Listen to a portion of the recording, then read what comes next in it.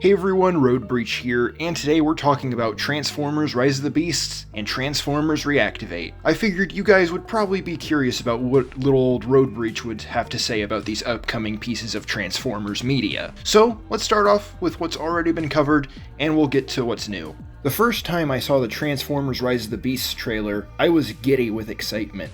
But coming back to it and seeing what others have said about it, I do have some complaints. First off, the Transformers seem like they're the prominent focus, as they damn well should be, but I feel like the designs aren't as good as they were from Bumblebee. Prime has less red than he did previously, and they cut off this scene of Bumblebee transforming too early, so he looks like he's not done transforming. Optimus's arm cannon looks like a halfway dismantled washing machine, though I'm not the first one to point this out. Perspective End made this comparison before I did. Anyways, oh my god, Optimus's arm cannon is worse than ever. I would take literally any other version of this shitty idea over this shittiest of ideas. Let me ask you, what was way cooler? The badass ion blaster from the Bumblebee movie, or this clusterfuck of parts that looks like Optimus strapped a half-disassembled washing machine to his arm? Prime's cannon from the Bay movies looks better than this. He had way better looking built-in guns than this in previous media. Mirage looks pretty cool from what we can see of him, but he should very well be a different car from what Jazz would transform into. What's this?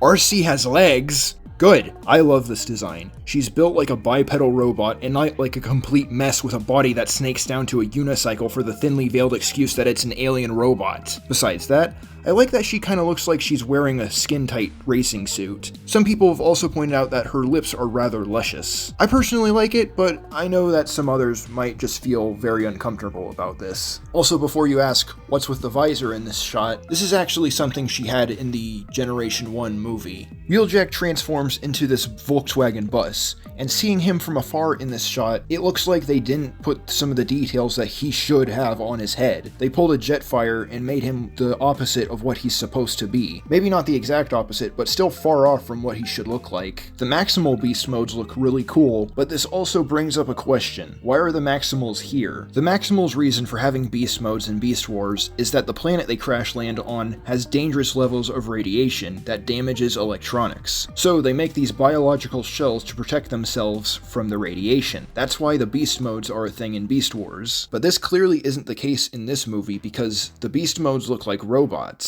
It's clear that the radiation I spoke of doesn't seem to be a thing here, so why do they have beast modes? I'm sure it'll be explained, but this is the logic that completely flew over my head the first time I saw this trailer. The robot modes of the Maximals aren't on screen for a while, and some we don't get to see too much of, like with Cheetor. Primal doesn't change too much, but his robot mode does look pretty cool. The CGI also looks unfinished in some of these shots. Considering we have more than 5 months before the movie releases, I'm sure there's plenty of time to make the CGI look better.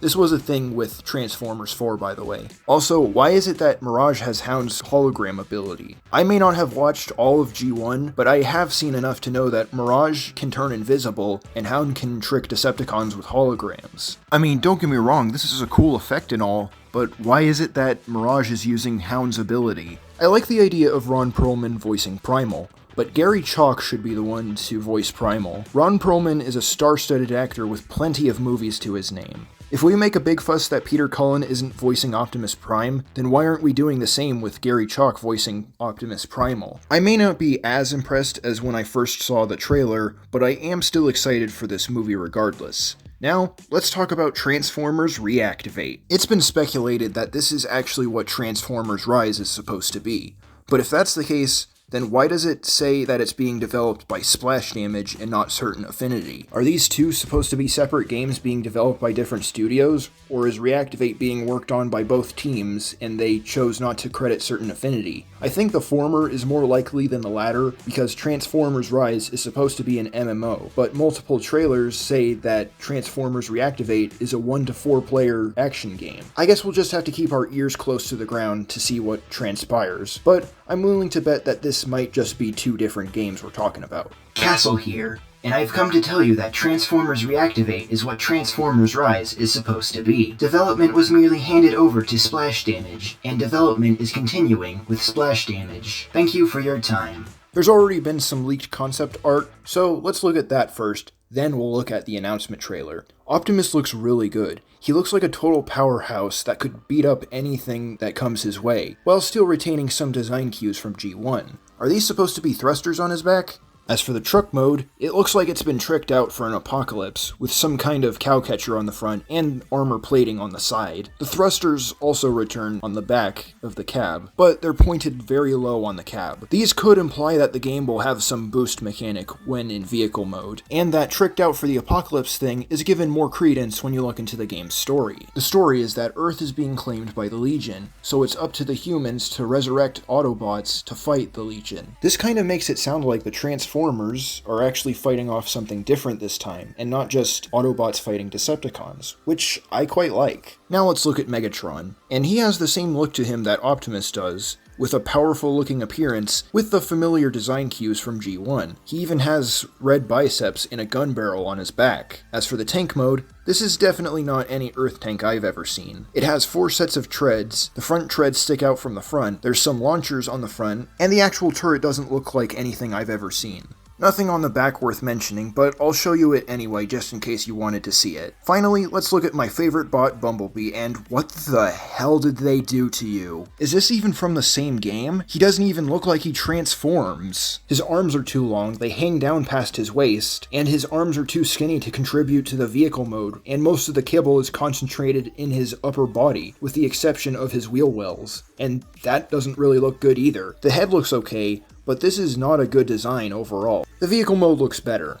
It's a cool looking buggy of some kind, though it's a miracle that this can turn into anything at all. Now let's talk about this collage of pictures that was posted on the Transformers Reactivate Instagram account. This certainly gives more credence to the Legion storyline, where it seems like the Legion corrupts parts of Earth, and that's what we gotta get rid of in the game. There's also this little Transformers comic reference on the face of the Statue of Liberty right here. There's also a reference to the G1 cartoon right here with this building that says burger on it. At least that's what I can speculate. I've just been around the block more than once, so I pick up on things like this. Now onto the announcement trailer. The trailer seems to cut back and forth between the memories on the battlefield and what's happening in the present in a first-person perspective. It's not confirmed who this character is, but it's speculated that the game will allow you to make your own character. We do know that the game is going to be online multiplayer, so it's most likely going to be somewhat like Warframe, with how you can play online and engage with a story, especially since there's been some evidence that this will be a third-person game, and not like the first-person perspective that the trailer has. Give us single player! How many of us have been asking for online only? Some have pointed out that these two vehicles here look like Ironhide and Ratchet in their vehicle modes.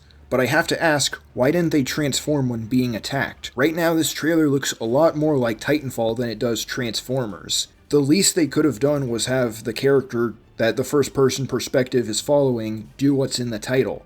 Transform. Although it does feel somewhat like Transformers, because the different clips do suggest that he's in robot mode for a couple of these shots, and he's in vehicle mode in this shot. And this lady right here calls him Big Guy. Come on, big guy. So that probably narrows things down a little more, but still doesn't really tell us who this character is.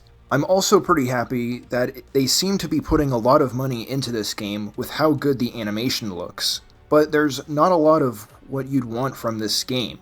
The Transformers. I mean, I do like the interactions between human characters and Transformers if they're written well, and I kinda like how this is framed. If you look closely at the last scene, you can see an Optimus Prime toy right here. You can also see some Cybertronian text, but this announcement trailer is being a real tease. I guess that's kind of the point, but still. But even though I just did a bunch of complaining, I'm still curious to see what they have in store for us. But I feel like we should have seen more of what was promised. I'm still pretty excited for both of these, and when I get access to the closed beta of Transformers Reactivate, I will play it and talk about it, just like the Act Man. What's up, everybody? This is the Act Man here. But how do you feel about Transformers Rise of the Beasts and Transformers Reactivate? Are you excited? Disagree with anything I said? Let's discuss it in the comments below.